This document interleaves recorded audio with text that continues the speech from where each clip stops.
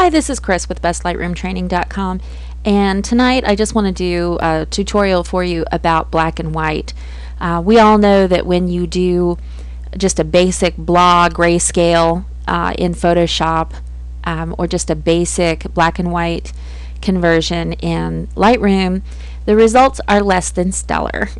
You usually end up with something that's very newspaper gray looking. So we're going to take an image here that has a lot of intense color to it, and we're going to work on converting it to a nice black and white that's optimized for skin tones. And then I'm going to show you a couple of ways that you can tweak that black and white to make it look the way you want, maybe give it a little warmer feel or a little cooler feel, and then how you might go about saving that as a preset for yourself so you can use it again. So first of all, it's of the utmost importance that you start with a properly exposed, properly color balanced image.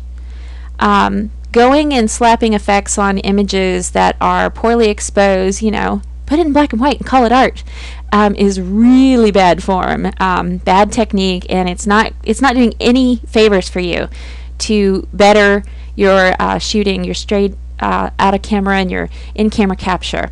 So you're not helping yourself if you're doing that. So just, you know, my little teacher in me, don't do that, okay? You really need to strive to get good in-camera capture.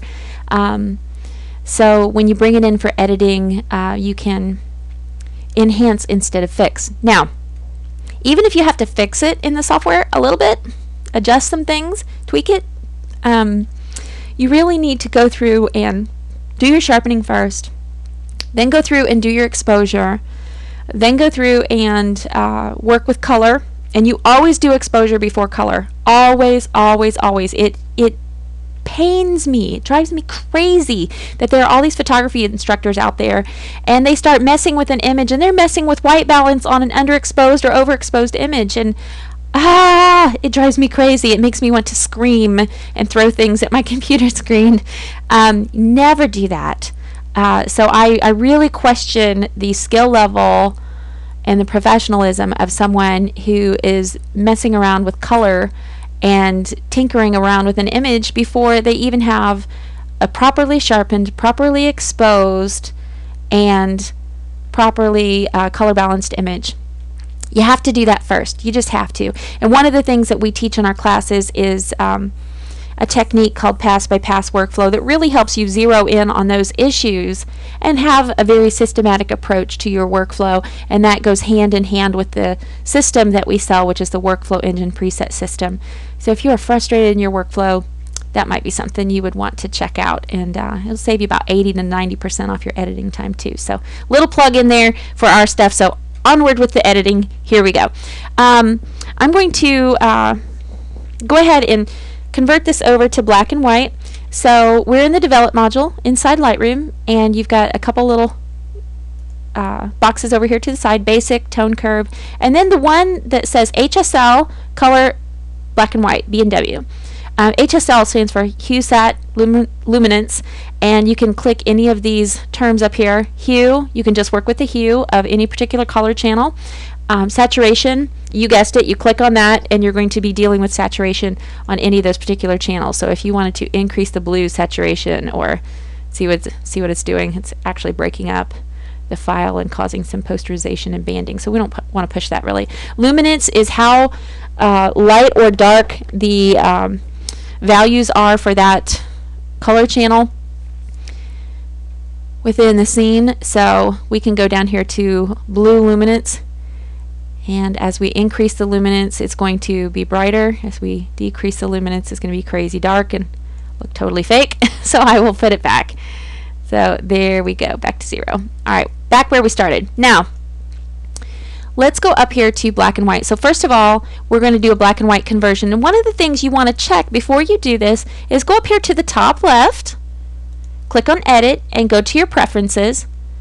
And it's the second tab over, not General, but presets. So if you do use a lot of Lightroom presets that are for black and whites, chances are they are using an auto mix when they first convert to black and white. So you need to decide whether you want to check that off or not. depending on what kind of presets you use for black and white. So you may need to take a look at some of the guts of the black and white presets that you own and see, kind of try to decide what they're doing inside there in the guts of the preset, or the ingredients of the recipe, as I like to refer to it. So we're going to click black and white here. It's going to do a basic black and white conversion. Not too bad, but it could be better. And so some of the things that you can do, particularly of portraits, instead of just, landscapes, are a little bit different to optimize, and we can do another video on that later, is depending on the skin tone of the person. Now this girl has very fair skin, but she still is going to have a little bit of yellow, a little bit of orange, a little bit of red, and sometimes even a little bit of magenta if they have little dry skin spots, or some broken blood vessels in the cheeks, little rosy nose in the wintertime for photos. You may get some magenta as well as some red color channel present. So don't overlook magenta. It's often overlooked, and sometimes that will help clean up that last little bit of darker gray you see on a nose or some cheeks when you go to convert to black and white. So don't overlook the magenta color channel. It can be helpful. So we're going to come in real nice and close here on the face, and I'm just going to start changing some things here. Notice now I'm going to take it way too far on the red, and then let me bring it back. Here's way down low. So now you can see I always go way too far and way too low at first when I'm really getting tweaky. I don't get this tweaky that often, but you want to find a happy medium. And notice where we see that red saturation coming in. We have it on the lips.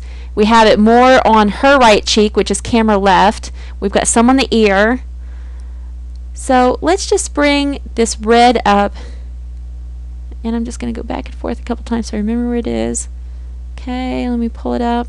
Good. Now we don't want to go so far that we don't have any detail in the skin, so you do want to be careful. Now orange. Let's go back and forth and look at where the orange is. See that? It's on her left cheek, camera right, up around her left eye. So let's just see if we can pull that up a little bit without breaking up the file. Good. Now let's look at yellow, the hair, and then look at that, her left eye, camera right. See that popping a little bit? Now we could use a local adjustment brush to help with that, but that might be something that you would want to take a look at. Plus, her blonde hair with this yellow, we're going to really enhance the look of that blonde hair. So let's zoom back out. No, I don't like the look of that. Okay, how about blue? We kind of open up that blue. We open up that orange a little bit, and the yellow, you might want to take that down a little bit actually, because that light hair is really distracting highlight that draws the eye upward and down, but away from the focus of the face, which is the eyes and the. So let's go ahead and pull that yellow channel down a little bit just to tame down that hair. There we go. Okay. Let me see if magenta is going to make a difference. Okay, it's going to make a difference on the lips and a little bit on the edges of the hair, which is probably she's picking up a little bit of color cast from the shirt bouncing light up towards her hair. So let's see how much we want to push it.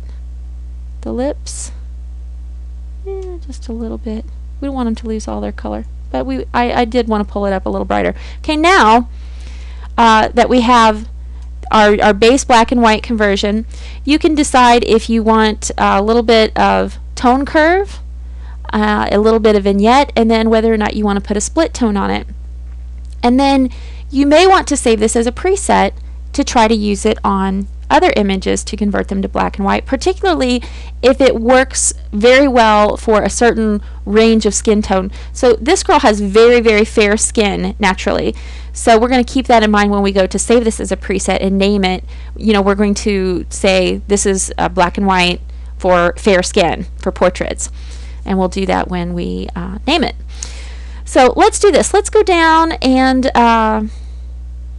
add just a teeny bit of a vignette. So we're really zeroing in on this face here, that everything is bringing you to the face in this portrait. Okay? So I like that. So right now, if you were going to make a preset, this is something that I teach my students in my classes. If you were going to make a preset out of this, something that really helps with that is to keep a small notebook on your desk. I'm moving things around on my desk as we speak here. And keep a small notebook and then write down what ingredients you use. Now, you don't need to remember the exact settings for the black and white mix, because anytime you click on this preset again, you're going to see those exact settings again. Okay? So, because it's a custom black and white mix that we've done, not an auto black and white mix. This one is using a custom black and white mix because we tweaked it in the different color channels specifically for this skin tone. Okay? So I'm going to write custom black and white down, custom BW. That's one of my ingredients. Again, I don't have to write down the settings. I just have to remember the ingredients. So it's kind of like baking a cake, and you have to write down eggs, milk, sugar, baking powder, or I'm such a bad cook, so I don't even know if you use baking powder, whatever. So you know what I mean. Write down the ingredients, but you don't have to write down 2 eggs, a cup of this, a cup of flour, half a cup of baking powder, or, you know, I don't know what I'm talking about with cooking, but you get the idea. You don't have to write that stuff down. You just have to write down the names of the ingredients. So write down custom BW, okay? And then we have a post-crop vignette. And when I write that down on my little notebook here, I just write PCV for post-crop vignette. So I have custom black and white mix and a post-crop vignette. Now, let's go up and let's say this is a very contrasty black and white, but it's a very cool black and white. What if we wanted to warm it up? What you can do is put a split tone over top of it. So we're going to go into split tone, and in the highlights, we're going to choose a color in this yellow-orange range way down here at the bottom, very, very light. And here we go, down near the bottom, right where we hover between yellow and starting into orange. It's a very creamy, taupey beige color. And when you click off of the little color picker, you're going to see this little rectangle here next to highlights. It's going to look like you didn't do anything. It almost looks gray, but it's not, because look at this. Go up to the top left of this little box, here, split toning. And I like to call this my little light switch. I flick the effect on, I flick it off, okay? So right now the light switch is up, so it shows the effect on, and it's just the split toning. So let me show you the difference. Off, and now watch her. Don't watch me flicking it on and off, okay? Watch the center part of the screen, and here we go. Ready? Watch her, and there it is. Did you see the change? Now hopefully you have a color calibrated monitor, so you're seeing this and it's accurate, okay? Let me do it again. I'm going to turn it off. Keep watching her. There she is. She's a nice, cool, contrasty, regular old black and white. We adjusted it a little bit. We got a little post-crop vignette. But watch now when we warm her up with this split tone, just on the highlights even. It's so subtle, but it's so nice. So many people nowadays decorate with earth tones in their homes that this is my norm for black and white. I only do a very traditional, cool black and white if the person tells me that they decorate with cool colors in their home, or they have a very modern looking home with like black leather furniture and colorful art and that sort of thing. Then I'll do more of a cool traditional black and white. But this is, it's not quite sepia, because, you know, when I say sepia, people conjure up images of the county fair dressed up in some Victorian looking stuff, you know, with a rootin' tootin' gun. Hey, and those are like all orangey brown looking. That's not what this is. This is like a very custom warm black and white. So now let's go down to shadows, and we're going to choose almost the same color, but maybe a little bit more toward the orange red side, just a smidgen. I don't know if you can see this on the screen. It's like a 32nd of an inch scooted over to the left, again down at the bottom here, and it's just a smidgen to the orangey red side of the first little point that we picked, which is still on here for reference. It's showing you the highlights tone that you picked, and you just scoot over a little bit toward the orangey red side for the shadows. And now you can go up here and select the amount of saturation of that very, very light taupey beige color that you applied to the highlights. See, when I go nuts with the saturation, ugh. So we don't want to oversaturate that, but you can play with this saturation value and find a look that you love. So however warm you want the image, you can play with this saturation, and then you can also play with the saturation in the shadow area. So now see, this is getting very county fair looking. Not a good look. It looks like a Civil War print. So let's go back down here, and I'm just going to tinker with it a little bit. That's nice and warm. I like it. And then you can also change this balance between highlight and shadow. So let's see, that's really off. There's all the way.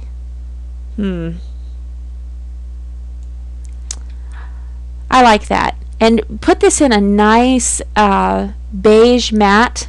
Put a nice enlargement in a nice off-white or beige matte with a nice deep wooden color frame around it. Very casual wood grain frame, not like an oak, but like a walnut or very country cherry looking, not cherry like the burgundy looking fake glossy furniture, not like that, but cherry like real cherry wood, like in high-end real furniture, not the fake purpley burgundy looking glossy laminate stuff, but real cherry wood. We actually have custom cherry wood in our home that was built in the 30s here, and it has the most beautiful figuring to the grain of the wood on all the trim in our house and our doors and stuff. And it's one of the reasons why I fell in love with this home, and we purchased this home, is because of the woodwork is gorgeous. So something like that type of frame with a really nice off-white or cream colored matte would look fantastic with this image, and looks really nice with this warm black and white type of effect. So on our list we have custom black and white, we have post-crop vignette, PCV, and we have split tone. Now again, we don't need to remember the amount of the ingredients, but we do need to know what we used, because we need to tell Lightroom when we go to make a preset of it what we used. So we're going to go back over to the presets, and I have presets for myself. I have presets that I've purchased from other companies that are good as well. So mine are not the best out there by any means. Now I do make a point that I think I have the best training, but I will concede that other places have really good Lightroom presets as well, especially in the effects department. There are some good ones out there. I do think that they tend to work on an underexposed or overexposed image and fix it, rather than teaching you to correct your exposures and your color in Lightroom and then put an effect on. So all the effect presets that we sell as part of a set or individually are based on a correctly exposed and color corrected image. So little difference there, but there are some good things out there, so it's worth exploring a little bit. So let's do this. We're going to click the plus sign here to create a new preset. So now you can choose to put it in user presets, or you can choose to make a new folder. So let's do a new folder, and let's do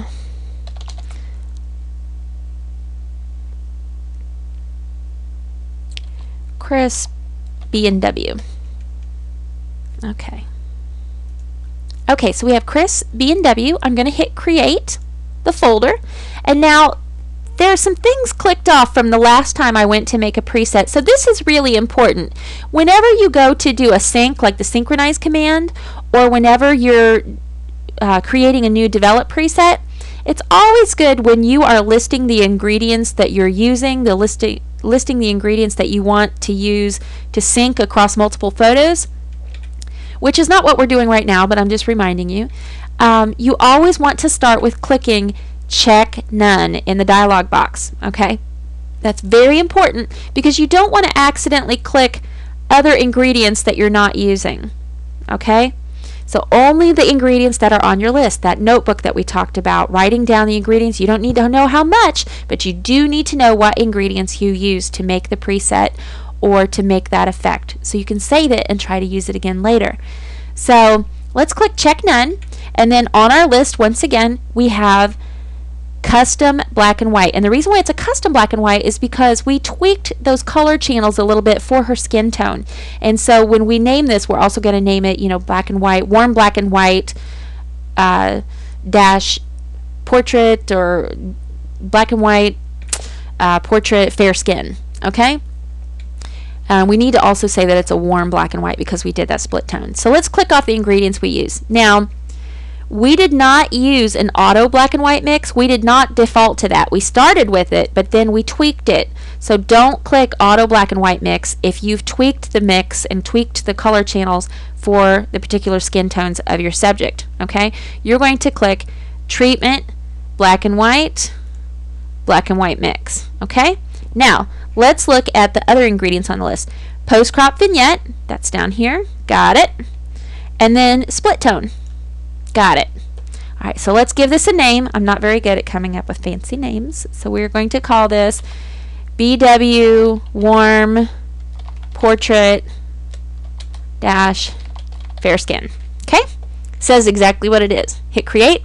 And now here's my folder that I made, Kris B&W. And then there's my name of my preset. So let's do this. Let's make a variation of this and save that as a preset. So let's go back over.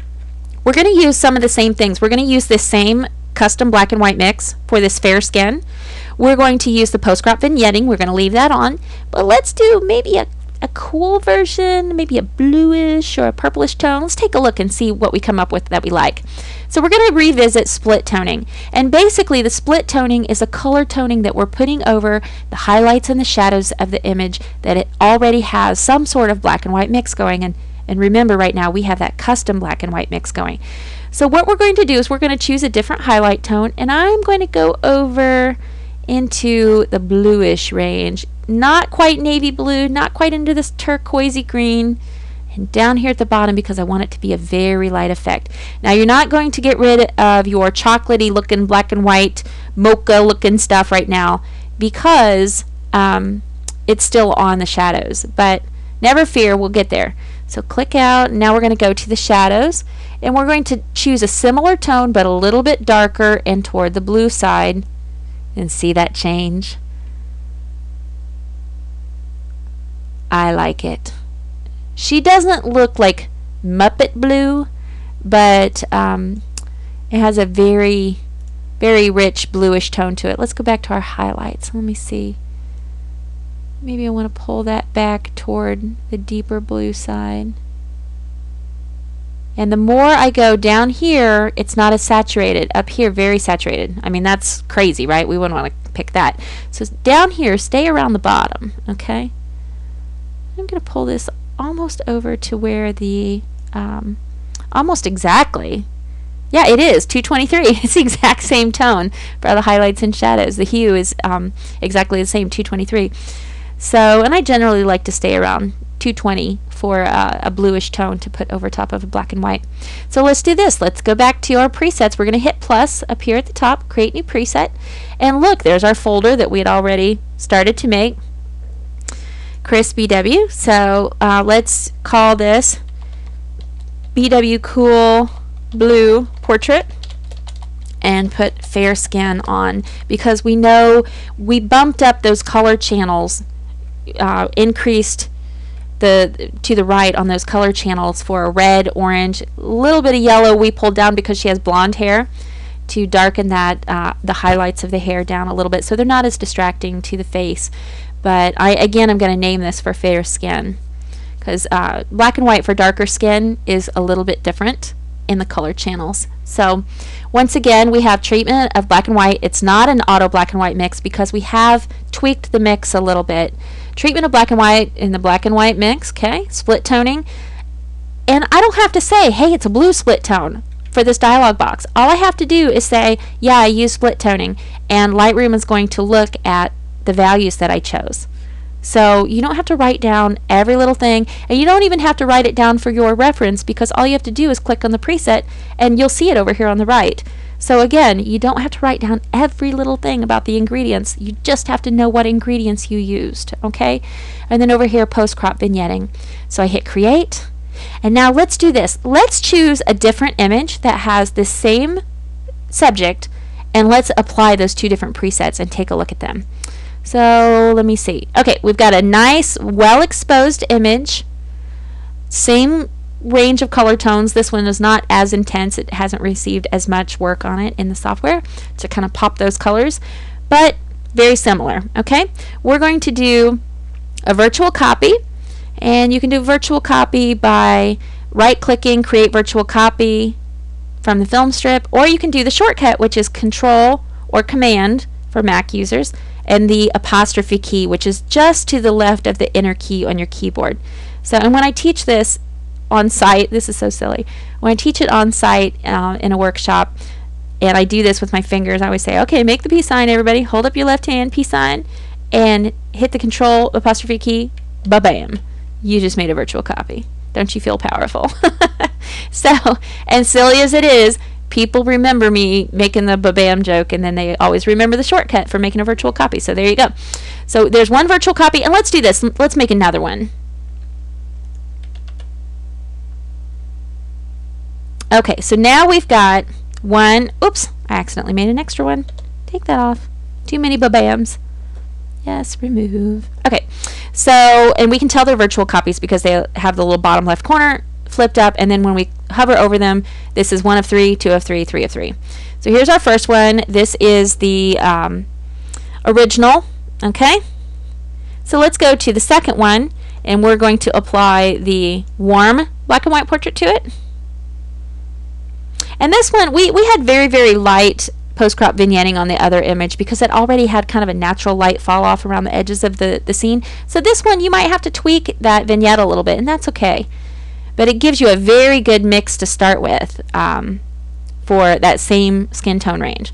So let's go to the third virtual copy, and for this one, we're going to apply our cool blue kind of custom split tone black and white mix type of thing. So once again, this is the original, and here is the warm black and white, and here is the cool black and white with that split tone over top of it. So, and we've saved them into a folder to use again and again. So, and if at any point you wanted to update it, you just go down here to effects, and let's say I want to update that cool blue, and I want to make that vignette a little bit more pronounced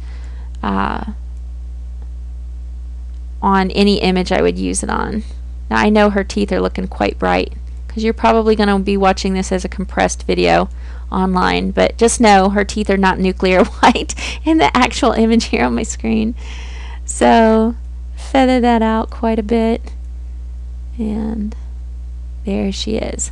Alright, so now we're going to go up to this cool blue portrait, fair skin, and again, we can tell what ingredients were used if we just go over and flip through the different tab panels over here on the right.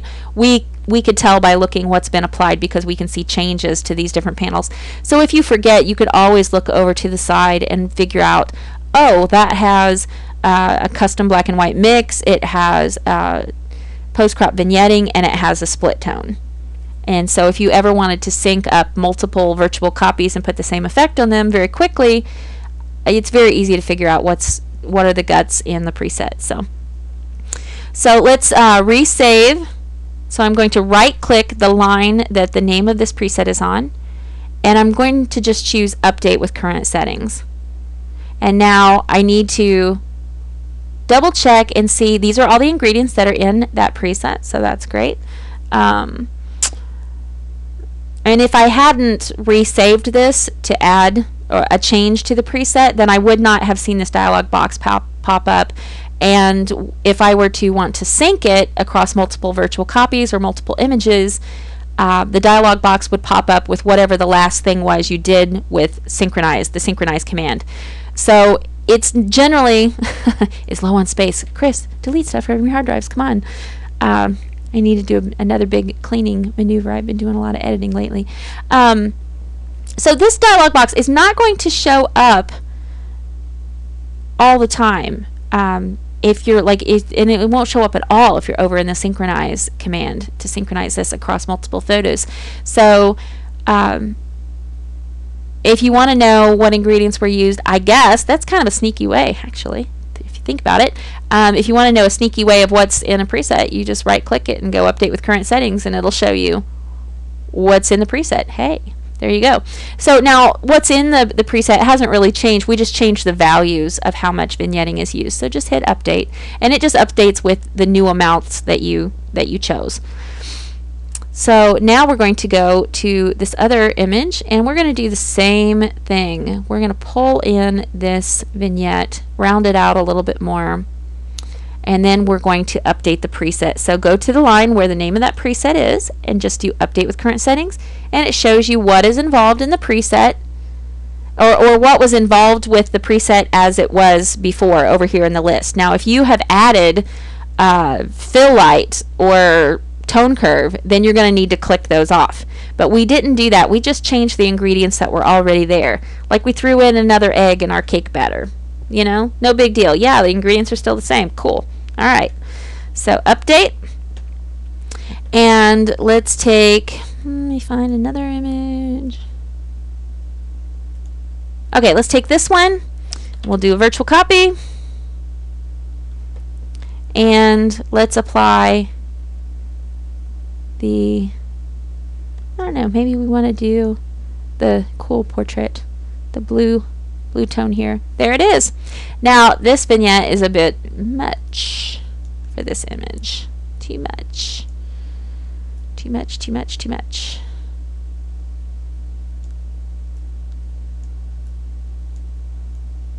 So there we go. Change it just a little bit. Whoop. There we go. All right, that's nice. So you might have to tweak it a little bit, but you have a very good starting point from now on.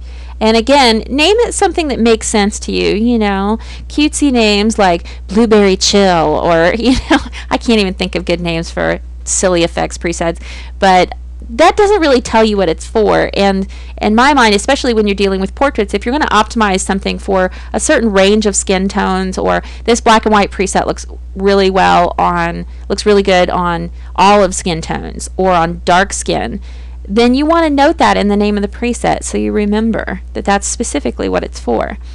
So just a couple of tips there. And once again, what we've done is we've gone in and we have created a custom black and white. We tweaked the mix, so the teacher in me has to remind you what you just learned. So bear with me here for just a second. You're in the develop module. You go over here to the right hand side, and it's under basic tone curve, and then here's the tab that you would open, HSL color B&W for black and white. Okay, and you want to go over to black and white. You click it, it creates a quick auto mix, and then you want to tweak it from there. Don't just take the auto mix that Lightroom gives you. Play with it a little bit. And again, remember when I went back and forth to one extreme to the other with the red, one extreme to the other with the orange, one extreme to the other with the magenta, to see where those color casts lie and the presence in those color channels lies within the image. So then I can see, okay, wow, that's way, you know, when I mess with the red saturation in this image is in this part of the face, and it's more on this side. Okay, well, let me, now that I see that's too dark, that's too extreme on that side, too extreme on the other side, too bright, let me find that happy medium that pulls up that red saturation and brightens up those parts of the image without losing detail. Okay, and that's how you can start to create some really good custom black and white mixes for yourself. And then what we did with you know, if you wanted to tweak the custom black and white mix from there, you could do a tone curve, a little tone curve pop to it to give it a little bit more contrast. You could go up to basic, and you could do a little bit of black clipping for a little bit of drama. Make sure you don't clip those shadows, but maybe add a little bit more contrast. But again, any ingredients that you're using, you don't have to remember how much. You don't have to even write it down, but you do have to write down the name of the ingredient. Whatever you use that you leave on the image, you want to write that down on your notebook right here on your desk, so when it comes time to save that preset, you remember all the tools that you used over here on the right hand panels. Okay, so and then the custom black and white mix, there's all those color channels. Remember me going back and forth, good, and the post-crop vignetting that we came down here and used. And again, you want to write that down, post-crop vignetting, or I just abbreviate it as PCV for post-crop vignette whenever I use that in a preset. And then we went up to split toning. And again, remember, we did highlights and we did shadows. First we did a warm one over here between the border of yellow and orange, way down at the bottom, very, very subtle. A little goes a long way. And then when we chose our shadow value for the warm black and white, again, a little bit more toward the red side, but very, very, very thin saturation, not very much at all, just the tiniest little bit of thin veil of color over top of the shadows, way down here at the bottom of the color picker. Okay, and then you can mess with the saturation of the shadow value, mess with the saturation of the highlight value, mess with the balance, okay, and find something that you like. And then we did a cool version, and we saved both of them as presets that we could use again and again and again for ourselves. And we even created a custom named folder to put them in. So many things that you learned today to do in Lightroom. Lightroom is such wonderful software. I would suggest to you to get in and try some of these techniques. Don't be afraid. What's the worst that could happen? You might have to close your presets here and go down to history and step back in your history and get rid of everything that you did and start over. But it's non-destructive editing. You can't screw up, you know, and if you feel like you did, then you can always go back in the history and start over. So get in there and give it a try. I encourage you wholeheartedly to experiment and try some of these techniques. Now, if I were you, I have a dual monitor set up here in my office for the studio, but I would encourage you to watch this video and then also have your Lightroom open at the same time. If you're able to do that in a dual monitor type of situation, that would be fantastic. Or if you have a laptop and a desktop, if you don't have a dual monitor on your desktop, use your laptop and watch the video, and then get on your desktop, or the other way around, I guess, but I have all my fancy color calibration really nice on my desktop, so I prefer to do all of my actual editing on my desktop whenever possible. Get on your desktop, fire up Lightroom, and pull in an image of someone with fair skin, and try this tutorial as you're watching me. Watch me a little bit, pause me for a second, go work on it in Lightroom, put me back on play, watch a little bit more, okay, pause, go back and follow right along and use it on one of your images. Do the presets and everything and give it a shot and see how it comes out for you. I would love to hear your comments about this technique and how the learning process went for you following the video. You can contact us at the store at bestlightroomtraining.com. There's a contact us page right there. You can email us at bestlightroomtraining@gmail.com, or you can stop by the Facebook page at facebook.com/bestlightroomtraining. So give us a shout. I'd love to hear your thoughts on this and how it came out for you. You can even post an image on our Facebook page and show us the image that you came up with, one of your images, and how you applied these techniques to your image, and post it on our Facebook page and tell us about it, how it worked for you. So we'd love to hear from you, and I appreciate your time today watching the tutorial, and appreciate everything that everyone has done to really get us going here at Best Lightroom Training and get us on iTunes and doing the podcast. So I love all the support, and I love teaching. I'm a former teacher, so that really comes across in my photography tutorials to people that